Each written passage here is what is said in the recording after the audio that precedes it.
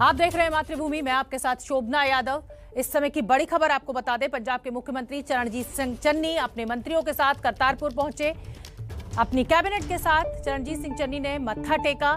चन्नी का कहना है कि सबकी अरदास पूरी हुई है। प्रधानमंत्री और गृह मंत्री अमित शाह को धन्यवाद भी कहा मुख्यमंत्री चरणजीत सिंह चन्नी ने। इस समय की बड़ी खबर, करतारपुर साहिब में मुख्यमंत्री चरणजीत सिंह चन्नी ने मत्था टेका और उनका यही कहना है कि सबकी अरदास पूरी हुई है। प्रधानमंत्री मोदी और गृह मंत्री अमित शाह को खासतौर पर उन्होंने धन्यवाद कहा। ये तस्वीरें आप देख सकते हैं। करतारपुर गुरुद्वारा साहिब में पहुंचे हैं मुख्यमंत्री चरणजीत सिंह चन्नी। उनके साथ उनकी कैबिनेट के 3 मंत्री भी मौजूद हैं और चरणजीत सिंह चन्नी का यही कहना है कि सबकी अरदास पूरी हुई। गुरु पर्व के लिए खोला गया है करतारपुर कॉरिडोर और प्रकाश पर्व से एक दिन पहले पहुंचे हैं मुख्यमंत्री चरणजीत सिंह चन्नी करतारपुर साहिब, पाकिस्तान से। ये तस्वीरें हम आपको दिखा रहे हैं। आज सुबह मुख्यमंत्री चरणजीत सिंह चन्नी अपनी कैबिनेट के कई मंत्रियों के साथ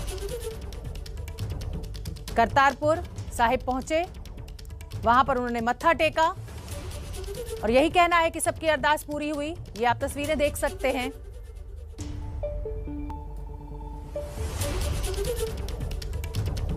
और अब मैं रुख करूंगी मेरी सहयोगी रोमाना इसार खान का। रोमाना वहां मौजूद है। रोमाना, आप सुबह से ही इस पूरे दौरे को कवर कर रही हैं। चरणजीत सिंह चन्नी कह रहे हैं कि सबकी अरदास पूरी हुई, लेकिन चुनाव में तो अभी 2 महीने हैं, अभी कैसे पता कि अरदास पूरी हुई कि नहीं हुई? रोमाना।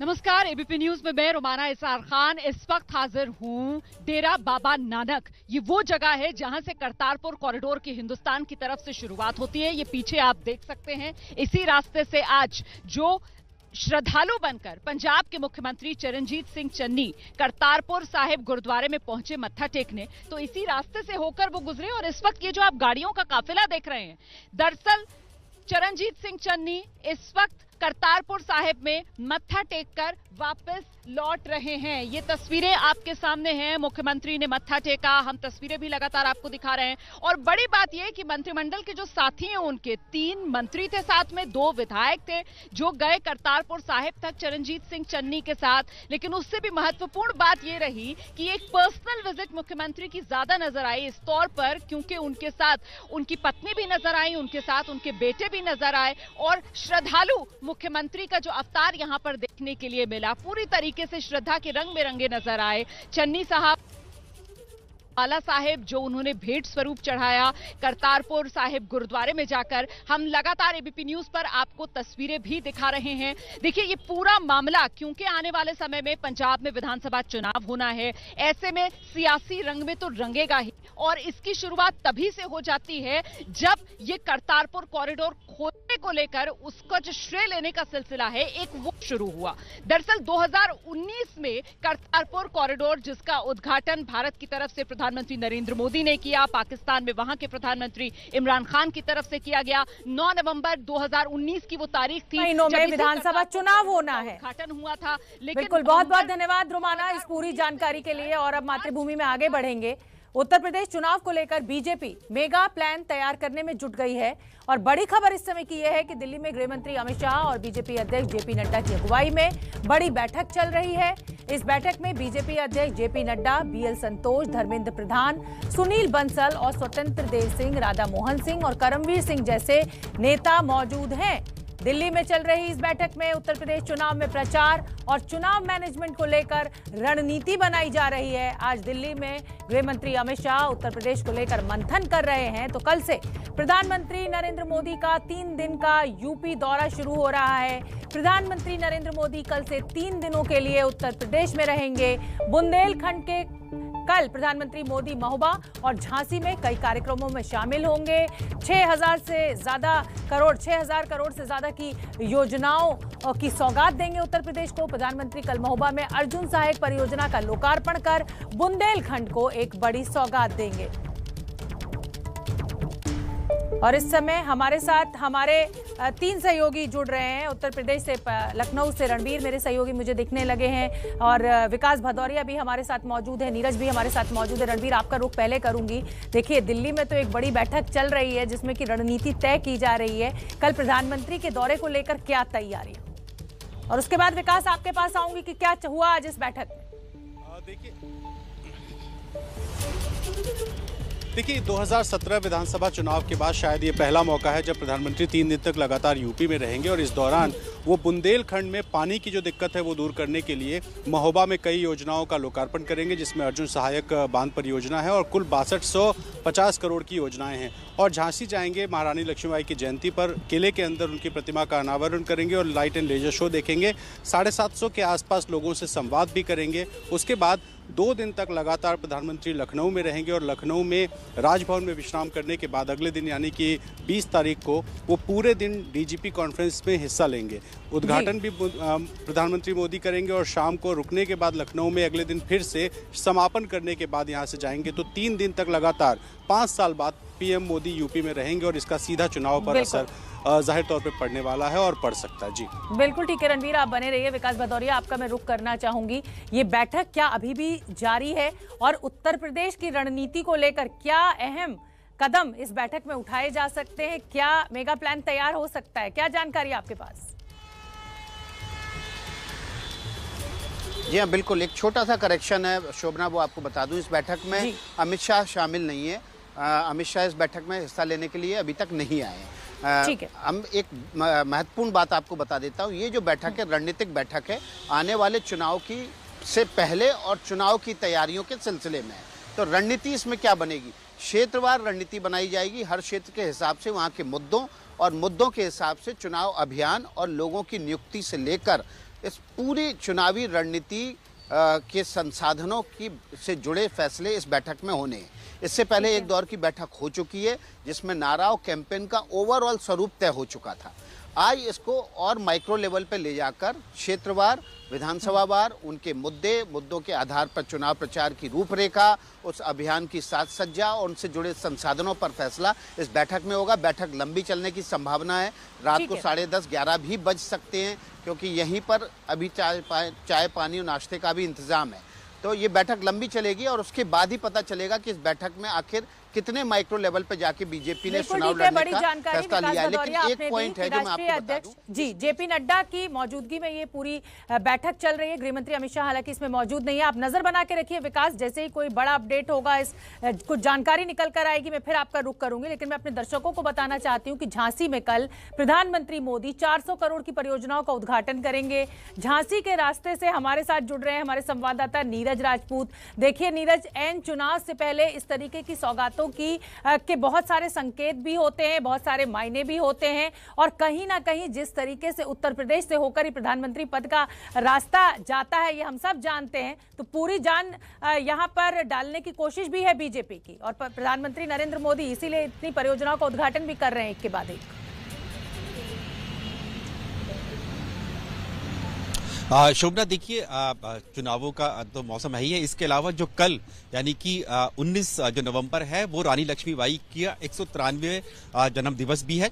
इसीलिए जो रक्षा मंत्रालय है, भारत सरकार का और यूपी सरकार दोनों मिलकर झांसी में 3 दिन का ये राष्ट्रीय रक्षा समर्पण पर्व मना रहे हैं और इसी के लिए ही इस पर्व के समापन के लिए खुद प्रधानमंत्री नरेंद्र मोदी जो है झांसी पहुंच रहे हैं और झांसी पहुंचकर वे वहां पर, क्योंकि इस 3 दिनों के दौरान झांसी में ही झांसी का किला और पूरे शहर में जो है वो रक्षा मंत्रालय और साथ ही सशस्त्र सेनाओं की जो हथियार हैं, सैन्य साजो सामान है, उनकी प्रदर्शनी यहाँ पर लगाई जा रही है।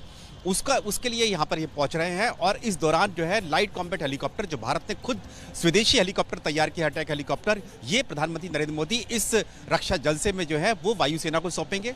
इसके अलावा जो स्वदेशी ही जो ड्रोन्स, जो यूएवी है, वो थल सेना को सौंपेंगे और साथ ही जो झांसी में ही एक एंटी टैंक गाइडेड मिसाइल की प्रोपल्शन सिस्टम का एक प्लांट लगने जा रहा है। जैसे कि आपने बताया 400 करोड़ की ये प्रोजेक्ट है, ये जो कि बीडीएल भारत डायनेमिक्स लिमिटेड का है, वो यहाँ पर लगाने का शिलान्यास खुद प्रधानमंत्री नरेंद्र मोदी यहाँ झांसी में करेंगे।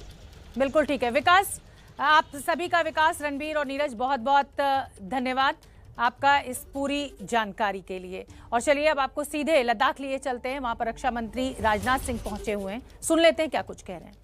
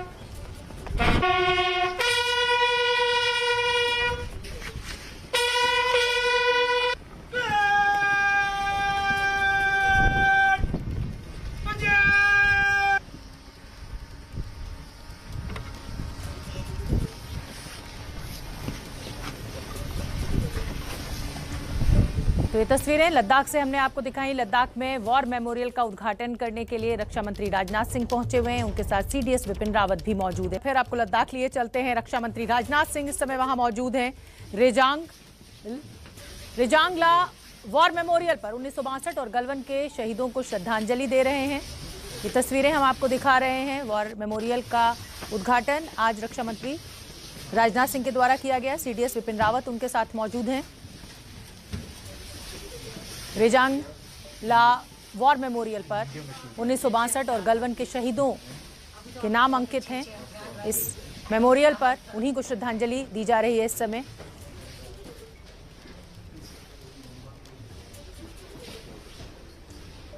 तो आप देख सकते हैं यहाँ पर तस्वीरों के माध्यम से, टेक्स्ट के माध्यम से उस कुर्बानी को याद किया जा रहा है जो इस देश के वीर बहादुर बेटों ने दी है। तो रक्षा मंत्री राजनाथ सिंह ने शहीदों को श्रद्धांजलि दी।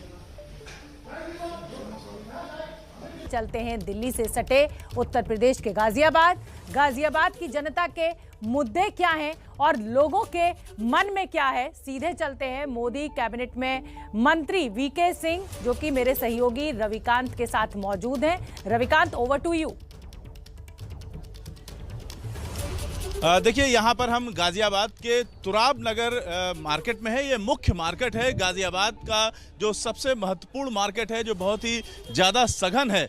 वहाँ हम हैं, बहुत सारे लोग हमारे साथ हैं जो गाजियाबाद के लोग खरीदारी करने आते हैं। करीब 100 किलोमीटर के आसपास से दूसरे शहरों के लोग भी यहाँ खरीदारी करने आते हैं। यहाँ पर हम लोगों से बात कर रहे हैं। मैडम, इस बार चुनाव में आपके क्या मुद्दे रहेंगे? शिक्षा पर खास तौर से क्या मत है आपका? क्या काम हुआ है पिछले 5 साल में? पिछले 5 साल में शिक्षा को ऊपर के लेवल पे, उच्च शिक्षा में तो काफ़ी काम हुआ है। भारत के बच्चे बहुत दूर दूर तक गए हैं, लेकिन मेरे मत से कि प्राइमरी लेवल पे अभी बहुत ज़्यादा काम नहीं हुआ है, जिसको ज़रूरत है हमें सुधार करने की। जिस हिसाब से कोरोना में बच्चे 2 साल बैठे हैं तो शिक्षा का स्तर काफ़ी नीचे ही गया है। तो प्राइमरी लेवल को सुधारने की बहुत आवश्यकता है, क्योंकि घर घर में बच्चे अपनी पढ़ाई से विमुख हो रहे हैं। प्राइमरी लेवल पर सुधारने की जरूरत है। आप लोगों के ऊपर महंगाई का कितना असर हुआ है? 5 साल में महंगाई बढ़ी है, घटी है? बढ़ी है, बहुत बढ़ गई है महंगाई और बहुत मुश्किल हो रहा है खर्चा चलाना। रोजगार की क्या स्थिति है? आप अपने घर में आसपास देखती हैं? रोजगार तो अब धीरे धीरे फिर से शुरू हो रहा है, क्योंकि बीच में तो बिल्कुल बंद हो गया था। अब थोड़ा सा स्थिति सुधर रही है। क्या लग रहा है कि रोजगार में स्थिति सुधर रही है? पहले से थोड़ी इम्प्रूव हो रही है, पहले से इम्प्रूवमेंट है। बिजनेस भी वापस आ रहे हैं, जैसे आप देख सकते हैं कि बाज़ारों की रौनक फिर लौटी है। लेकिन ये है कि बिजनेस को उस लेवल पे लाने के लिए महंगाई उस हिसाब से जो है कम नहीं हुई है। पेट्रोल के दाम इतने ज़्यादा हैं, हर चीज़ इतनी महंगी हो गई है कि हम सबको बड़ी स्थिति का सामना करना पड़ रहा है कि कैसे इस चीज़ को सुधारें। शिक्षा का खर्च आप लोग उठा पा रहे हैं? नहीं, बहुत महंगा है। इसको थोड़ा सा डाउन करना चाहिए सरकार को, इस पर कंट्रोल करना चाहिए। जैसे क्या होता है कि हर चीज़ के अपनी मर्जी से परीक्षा की फीस जो है 1000 रुपये, 1500 रुपये एक दिन ले लेते हैं। उसका थोड़ा सा करना चाहिए सरकार को। क्या लग रहा है, आप लोग शिक्षा का खर्च उठा पा रहे हैं? शिक्षा में कुछ काम हुआ है पिछले 5 साल में? नए स्कूल खुले हैं? शिक्षा में काम तो हुआ है, लेकिन जो स्कूल फीसिस है, इन्होंने बच्चों की बिल्डिंग फीसिस वगैरह अब काफ़ी बढ़ा दी हैं। अब अगर हम स्कूल ट्रांसपोर्ट वगैरह फीस देखें तो पिछले सालों के मुकाबले कंपैरिजन अगर करें तो स्कूल वालों ने काफ़ी बढ़ा दी है। वो हर पेरेंट्स नहीं पे कर पा रहा, तो समस्या काफ़ी विकट हो गई है। महंगाई को लेकर के क्या स्थिति? महंगाई भी पहले से काफ़ी बढ़ रही है। देखो, हर चीज़ में ही पेट्रोल के दाम देखें हम और अपनी रोज़मर्रा की चीज़ें देखें तो आम आदमी को काफ़ी समस्या है। रोज़मर्रा के दाल चावल हर चीज़ का भाव रोज़ बढ़ रहा है। क्या स्थिति है? आप लोग शिक्षा का खर्च उठा पा रहे हैं?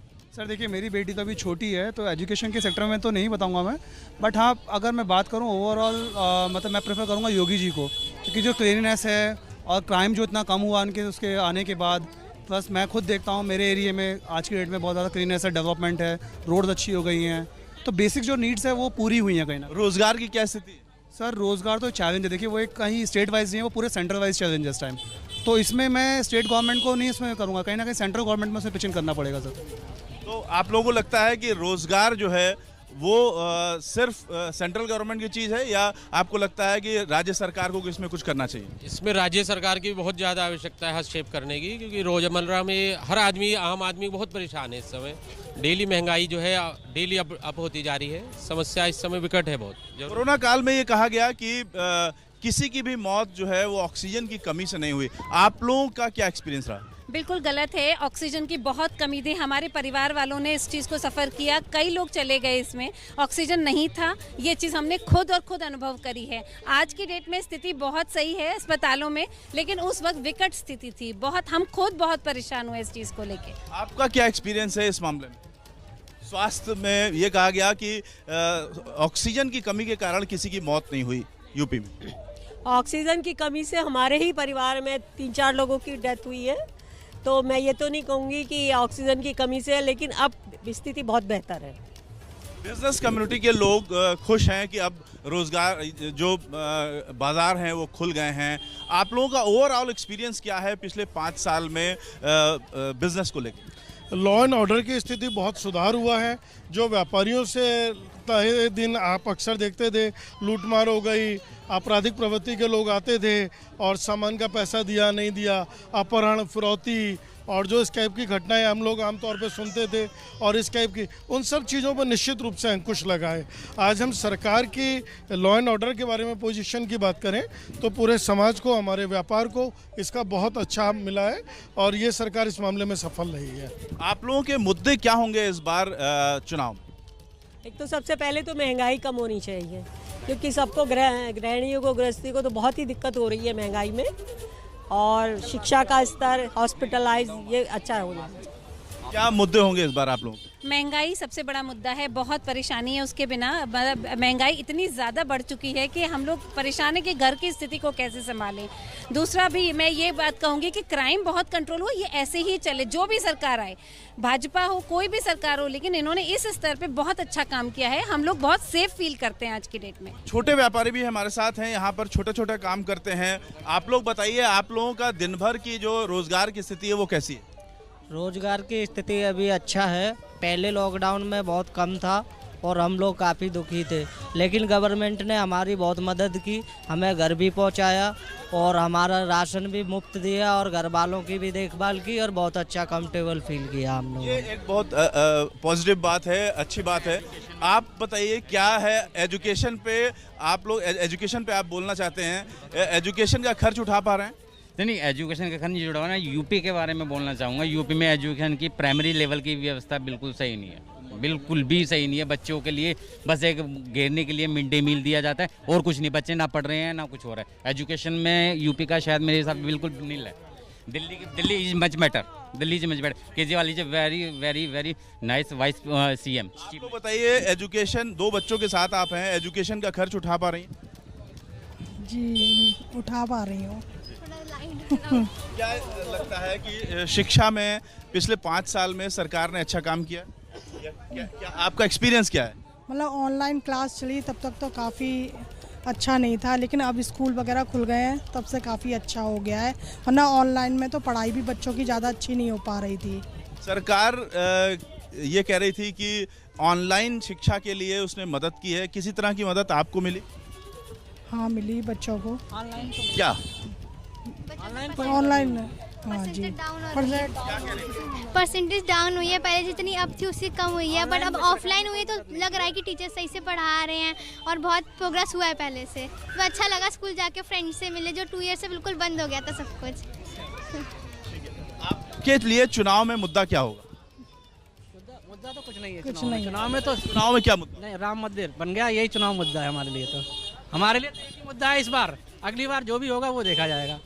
आप बताइए, आपके लिए चुनाव में क्या मुद्दा होगा? चुनाव का मुद्दा तो कुछ नहीं होगा, ना महंगाई का ना कुछ होगा। सिर्फ ये होगा जी क्या नाम कि जो सरकार ने नियम लागू किए हैं, जैसे कि योगी सरकार जी ने क्या नाम की गरीबों की मदद की जी। राशन है, राशन फ्री दिया जा रहा है, ठीक है जी, गरीबों को, और जी गरीब लोगों के ऊपर फ्लैट वगैरह दिए गए हैं। ये मुद्दा होगा, उनका मुद्दा ये होगा जी वो। और इस तरह से बहुत सारे लोग हैं। आप बताइए कि आपके लिए क्या मुद्दा होगा? मुद्दा इस समय देखो, बच्चों की जो पढ़ाई लिखाई का है, इस समय बच्चों की एजुकेशन की बहुत ज़्यादा ज़रूरत है आगे। और क्राइम रेट तो इन्होंने काफ़ी नीचे कर दिया है, काफ़ी डाउन हुआ। इस तरीके से चलना चाहिए क्राइम रेट में। बाकी मुद्दा मेन जो है वो महंगाई का ही रहेगा आगे भी। आप लोग स्टूडेंट हैं, आप लोग बताइए, शिक्षा का खर्च आप लोग उठा पा रहे हैं? नहीं उठा पा रहे हम शिक्षा का खर्च जी। क्या लगता है कि शिक्षा में क्या कुछ हुआ है पिछले 5 साल? शिक्षा में काफ़ी कुछ मतलब बर्ताव भी आया है। कोई स्कूल कॉलेजेस आपके आसपास खुले हैं? हाँ जी, खुले हैं, लेकिन कोई भी रूल्स या फॉलो नहीं हो रहे हैं। और शिक्षा के उद्देश्य में आजकल काफ़ी खर्च बढ़ भी गया है।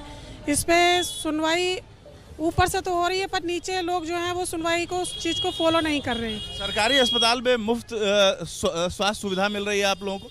नहीं मिल पा रही है। लोग जाते हैं, टक्कर खा के आ जाते हैं। मतलब ऊपर से तो है सुनवाई, पर नीचे के घूसखोर लोग जो हैं वो सुनवाई नहीं कर रहे। ना ही मेडिकल की सुविधा है, ना ही किसी चीज़ की कोई सुविधा उपलब्ध नहीं है। रोजगार की क्या स्थिति? रोजगार की स्थिति तो आप देख ही रहे हैं कितनी खराब है, बेहद खराब है स्थिति। और हर व्यक्ति पढ़ा लिखा भी जो है फल ही बेच रहा है, सब्जी बेच रहा है, रोजगार है ही नहीं बिल्कुल भी। इस बार आपके लिए चुनाव में क्या मुद्दा होगा? चुनाव नहीं होना चाहिए, जो व्यक्ति बेरोजगार उनको रोजगार मिलना चाहिए, जो महिलाएं पढ़ी लिखी हैं उनको काम मिलना चाहिए, ये सभी मतलब चीज़ें होनी चाहिए।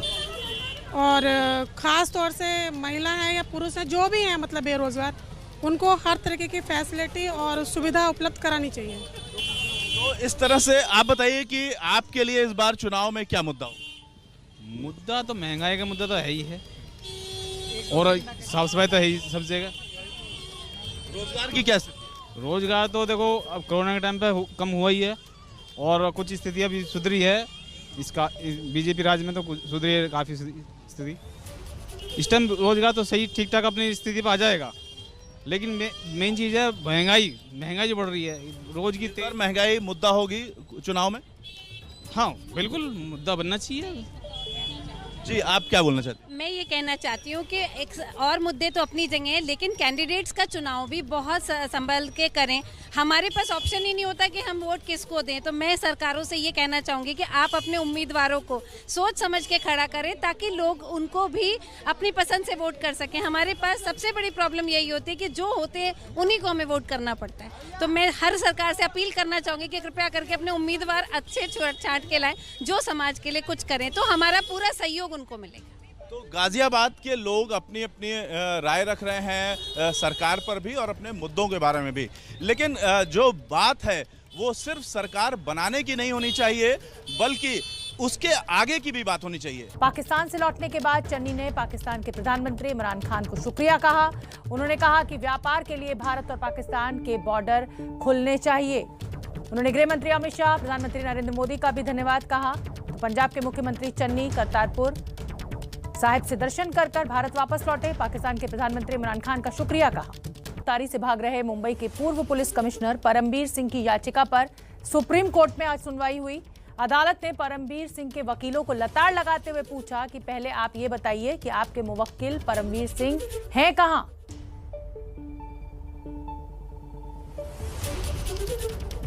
परमबीर सिंह भगोड़ा घोषित हो चुके हैं। मुंबई समेत महाराष्ट्र के कई हिस्सों में उनकी करोड़ों की संपत्ति का खुलासा हुआ है। एबीपी न्यूज के हाथ लगे हैं परमबीर सिंह की संपत्ति के दस्तावेज। देखिए जुहू से हमारे संवाददाता सूरज ओझा की ये रिपोर्ट। मुंबई के पूर्व पुलिस कमिश्नर परमबीर सिंह की मुसीबतें कम होने का नाम नहीं ले रही है। उनके खिलाफ मुंबई के गोरेगांव पुलिस स्टेशन में एक वसूली का मामला दर्ज हुआ था, जिस मामले में उन्हें कई बार समन्स भेजा गया, लेकिन वो जांच एजेंसियों के सामने नहीं आए, जिसके बाद उनके खिलाफ एनबीडब्ल्यू इशू किया गया। फिर भी जब नहीं आए तो कल मुंबई की कोर्ट ने उन्हें भगौड़ा घोषित कर दिया। मैं फिलहाल मुंबई के जुहू इलाके में हूँ और ये जो सोसाइटी दिखाई दे रही है, इस सोसाइटी में परमबीर सिंह का एक फ्लैट है। नियमों की माने जब भी कोई आरोपी भगौड़ा घोषित किया जाता है, 30 दिन तक एजेंसियां उसका रास्ता देखती हैं और अगर वो नहीं आता तो ऐसे में प्रॉपर्टी जब्त कर ली जाती है। ये जुहू की प्रॉपर्टी है जिसका नाम वसुंधरा कोऑपरेटिव सोसाइटी है। इस प्रॉपर्टी को साल 2003 में लिया गया था, जिसकी फिलहाल की जो वैल्यू बताई जा रही है वो 4 करोड़ 63 लाख रुपए है। अगर परमबीर सिंह यहां पर एजेंसियों के सामने अगले 30 दिन के भीतर नहीं आते तो फिर गवर्नमेंट और जांच एजेंसियां नियमों के तहत इस प्रॉपर्टी को सीज कर सकती हैं। तो ये तो हमारे सहयोगी सूरज ओझा ने बताया आपको जुहू की संपत्ति के विषय में। नवी मुंबई में भी परमबीर सिंह का एक घर है वो भी देख लेते हैं। हमारे सहयोगी रौनक कुकड़े ने हमें वहां से एक रिपोर्ट भेजी है।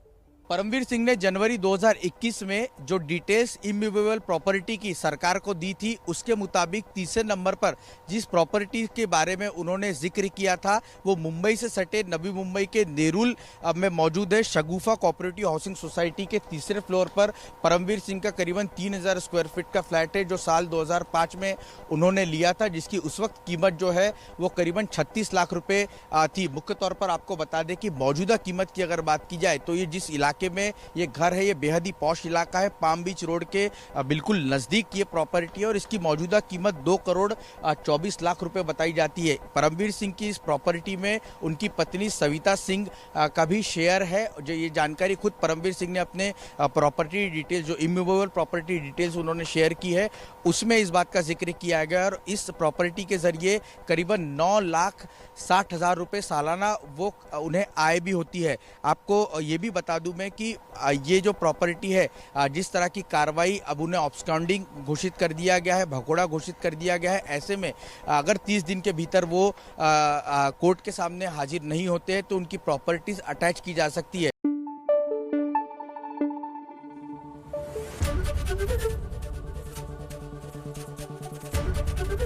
एबीपी न्यूज आपको रखे आगे।